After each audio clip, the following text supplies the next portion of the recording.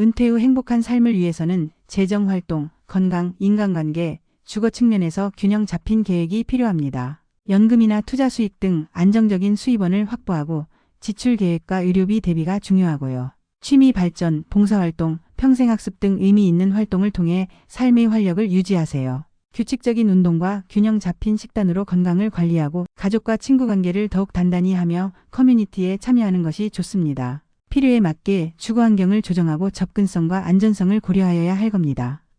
시작하기 전 구독, 좋아요 해주세요. 댓글도 부탁합니다. 감동사연 만드는데 큰 힘이 됩니다. 저는 요즘 인생의 전환점을 맞이하고 싶다는 강렬한 열망에 휩싸여 있었습니다. 한국에서의 빡빡한 일상이 저를 옥죄어오고 있었죠. 매일 반복되는 야근, 끝없는 보고서, 상사의 까다로운 요구. 모든 것이, 정말 모든 것이 저를 지치게 했습니다. 퇴근 후 집에 돌아와 침대에 쓰러질 때면 가슴 한구석이 텅 비어있는 느낌이 들었어요. 이대로 살다간 정말 병나겠다 싶었죠. 문득 대학 시절 친구 민호가 들려준 이야기가 떠올랐습니다. 민호는 1년 전 베트남으로 떠났는데 그곳에서는 넉넉하진 않아도 여유롭게 살 수 있다고 했습니다. 특히 은행 이자가 한국보다 훨씬 높다는 말에 귀가 솔깃했죠. 저는 지난 10년간 모아둔 5천만 원이 있었습니다. 이 돈으로 베트남에서 새 출발을 해볼까? 생각이 꼬리에 꼬리를 물었습니다. 그렇게 단순한 생각으로 저는 일주일 만에 회사를 그만두고 짐을 꾸렸습니다. 부모님은 염려스러운 눈길을 보내셨지만 저는 확신에 찬 목소리로 말했죠. 안 되면 돌아올게요. 하지만 지금 아니면 영원히 도전하지 못할 것 같아요. 그렇게 저는 무작정 베트남행 비행기에 몸을 실었습니다. 다낭에 도착했을 때의 그 설렘은 아직도 생생합니다. 따뜻한 햇살이 제 얼굴을 감싸 안았고 활기 넘치는 거리는 온통 새로운 가능성으로 가득 차 있는 듯 했습니다. 숙소에 짐을 풀자마자 저는 곧장 은행으로 향했습니다. 인터넷에서 대충 알아본 정보로는 여행자도 쉽게 통장을 만들 수 있다고 했으니까요. 혹시 5천만 원 정도 넣어두면 이자로 생활이 가능할지도 모른다는 기대감이 가슴을 부풀게 했습니다. 하지만 은행 문을 열고 들어선 순간 제 기대는 산산조각이 나기 시작했습니다. 은행 직원은 제 여권을 꼼꼼히 살펴보더니 고개를 저었죠. 죄송하지만 관광비자로는 통장 개설이 어렵습니다. 예상치 못한 답변에 저는 당황했습니다. 분명히 인터넷에서는 된다고 했는데 저는 중얼거리며 다른 은행 몇 곳을 더 방문했지만 결과는 마찬가지였습니다. 불안감이 서서히 엄습해왔어요. 여기까지 와서 통장도 못 만들고 돌아가야 하는 건가? 생각만 해도 암담했습니다. 무작정 떠난 결정이 후회되기 시작했죠. 막막한 기분에 거리를 헤매던 중 우연히 한국어로 된 간판을 발견했습니다. 신한은행 다낭지점. 마지막 희망을 걸고 안으로 들어섰습니다. 문을 열자마자 시원한 에어컨 바람이 저를 반겼고 한국인 직원분이 친절하게 다가왔습니다. 무엇을 도와드릴까요? 박철민 씨라고 자신을 소개한 그는 저의 상황을 귀 기울여 들어주었습니다. 저는 자초지종을 설명했고 박철민 씨는 잠시 생각에 잠기더니 뜻밖의 이야기를 꺼냈습니다. 관광비자로는 원칙적으로 어렵지만 저희 지점에서는 특별히 서류 몇 가지를 추가하면 가능하도록 도와드릴 수 있습니다. 그 말을 듣는 순간 제 눈앞이 환해지는 기분이었습니다. 드디어 길이 보이는 것 같았죠. 박철민 씨는 정말 친절했습니다. 그는 제가 준비해야 할 서류 목록을 꼼꼼하게 안내해 주었고 베트남 은행 시스템에 대한 기본적인 정보까지 자세히 설명해 주었습니다. 특히 제 관심을 끌었던 건 예금 이율이었죠. 한국은 지금 연 3% 정도인데 여기는 6에서 7%까지 가능합니다. 한국보다 2배나 높은 이율에 저는 깜짝 놀랐어요. 물론 세금 문제나 환율 변동 등 고려해야 할 사항이 있습니다만 박철민 씨의 설명이 이어졌지만 제 머릿속에는 이미 장밋빛 미래가 그려지고 있었습니다. 5천만 원에 7% 이자라면 연간 350만 원, 한 달에 약 30만 원 정도가 이자로 들어오는 셈이었죠. 베트남의 물가를 생각하면 적은 금액은 아니었습니다. 박철민 씨의 도움으로 저는 드디어 베트남 은행 계좌를 개설할 수 있었습니다. 통장을 손에 쥐니 이제 정말 베트남에서 새로운 시작을 할 수 있다는 희망이 샘솟았어요. 기쁜 마음에 박철민 씨에게 식사 한번 대접하고 싶다고 했더니 그는 웃으며 현지인들 사이에서 유명한 쓴모이 가든이라는 곳을 추천해 주었죠. 쓴모이 가든은 정말 활기 넘치는 곳이었습니다. 테이블마다 웃음소리가 끊이지 않았고 신선한 해산물 냄새가 식욕을 자극했어요. 저는 박철민 씨가 추천해 준 대로 땀흐어라는 베트남식 새우 수프와 생선 요리를 주문했습니다. 음식이 나오는 동안 박철민 씨는 다낭에 대한 이야기를 들려주었습니다. 한국에서 전세, 월세 올라가는 거 보면 마음이 아프죠. 여기는 월세가 한국의 3분의 1 수준이에요. 치안도 괜찮고 날씨도 좋고. 박철민 씨의 말에 저는 고개를 끄덕였습니다. 한국에서의 삶이 얼마나 빡빡했는지 지금 이 순간 새삼 깨닫게 되었죠. 맛있는 음식이 나왔고 저는 첫 입을 떼자마자 감탄을 터뜨렸습니다. 와, 정말 맛있네요. 신선한 해산물은 입안에서 살살 녹았고 베트남 특유의 향신료는 제 입맛을 사로잡았어요. 한국에서의 스트레스는 어느새 잊혀진 듯 했습니다. 식사를 마치며 저는 문득 그런 생각이 들었습니다. 단순히 돈을 불리는 것만이 목표는 아니었지. 이곳에서 새로운 삶의 활력을 찾고 싶었던 거야. 맛있는 음식과 따뜻한 현지 분위기 속에서 베트남에서의 생활에 대한 기대감이 더욱 커져갔어요. 다음 날 저는 본격적으로 베트남에서의 생활 기반을 마련하기 시작했습니다. 우선 숙소를 구하는 것이 급선무였죠. 박철민 씨의 소개로 한국인이 운영하는 부동산을 방문했습니다. 부동산 중개인 이수진 씨는 자상한 눈빛으로 저의 상황을 들어주었어요. 혼자 오셨네요. 처음에는 한국인 밀집 지역이 편하실 거예요. 안전하고 음식점도 많거든요. 이수진 씨는 몇 군데 매물을 추천해 주었습니다. 그중 한 곳이 제 눈에 들어왔죠. 바다가 보이는 작은 원룸이었는데 월세가 한국 돈으로 30만 원 정도였습니다. 한국에서라면 상상도 할 수 없는 가격이었죠. 집주인 응엔 아주머니는 푸근한 인상이었고 간단한 한국어도 할 줄 아셨습니다. 한국 사람 좋아요. 깨끗해요. 응엔 아주머니는 웃으며 말했고 저는 바로 계약을 진행했습니다. 보증금 100만 원에 월세 30만 원, 관리비 포함이라니 정말 믿기지 않았어요. 집을 계약하고 나니 이제 정말 이곳에 뿌리를 내리는 듯한 기분이 들었습니다. 하지만 아직 해결해야 할 문제가 남아 있었어요. 바로 비자 문제였죠. 관광 비자는 체류 기간이 짧기 때문에 장기 체류를 위해서는 다른 비자가 필요했습니다. 저는 다시 신한은행의 박철민 씨를 찾아가 비자 관련 정보를 문의했습니다. 그는 복잡한 비자 절차에 대해 자세히 설명해 주었고 필요한 서류와 절차를 꼼꼼하게 안내해 주었어요.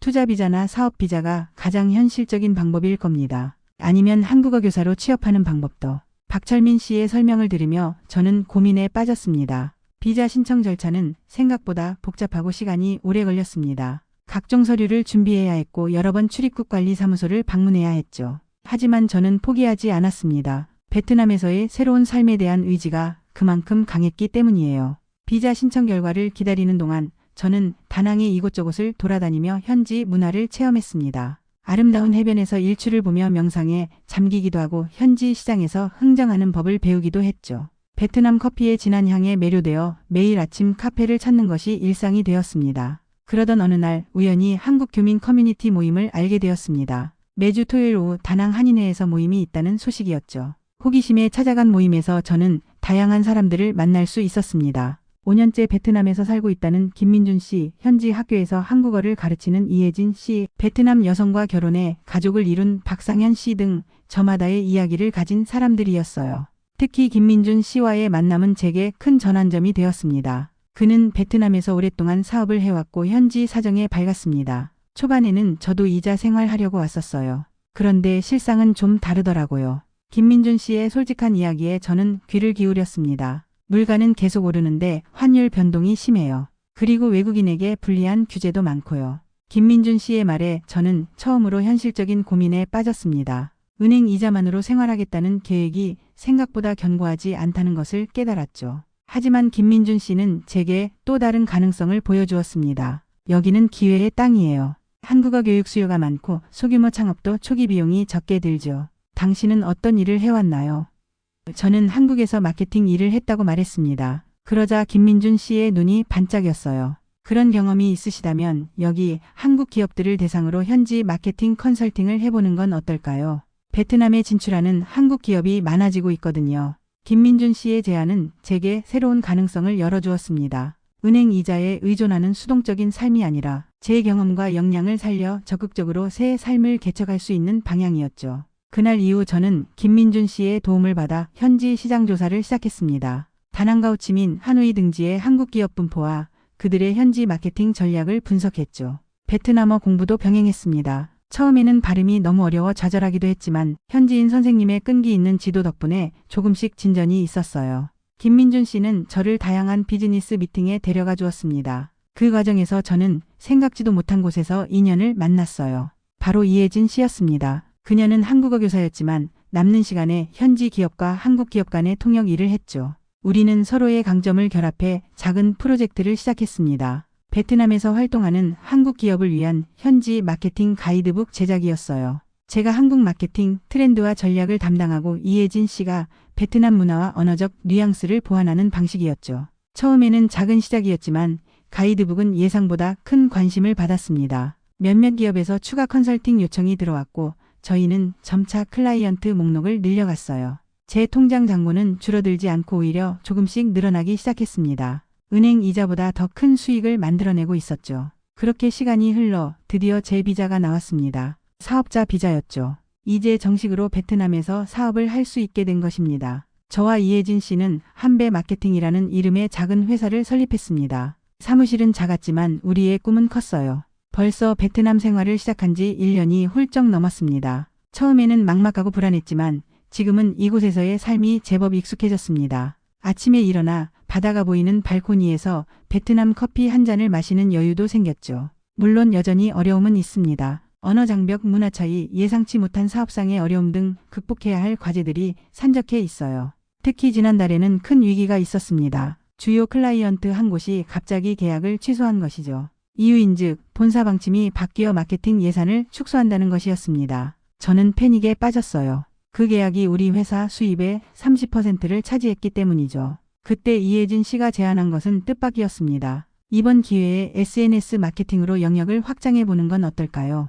베트남 젊은이들 사이에서 한국 문화 인기가 높아지고 있거든요. 이혜진 씨의 제안은 신선했습니다. 우리는 곧바로 새로운 전략을 짜기 시작했어요. 위기는 곧 기회가 되었습니다. 우리는 베트남 인플루언서들과 협업하여 한국 제품과 서비스를 현지화하는 캠페인을 시작했습니다. 그 결과 잃었던 클라이언트보다 더 많은 새 고객을 확보할 수 있었죠. 사업은 더욱 안정적으로 성장했고 저는 이제 제 인생의 선택을 후회하지 않게 되었습니다. 한국에서의 삶이 그리울 때도 있습니다. 가족, 친구들, 그리고 그 익숙함이 생각날 때가 있죠. 하지만 저는 이곳 베트남에서 또 다른 가족을 만들었습니다. 김민준 씨, 이혜진 씨를 비롯한 교민들, 그리고 제 사업을 통해 만난 많은 베트남 친구들까지. 그들은 저의 든든한 지원군이 되어 주었어요. 어제는 처음으로 부모님을 베트남으로 초대했습니다. 한국에서 비행기를 타고 오시는 부모님을 생각하니 가슴이 설렜어요. 제가 이곳에서 일군 작은 성취들을 보여드리고 싶었습니다.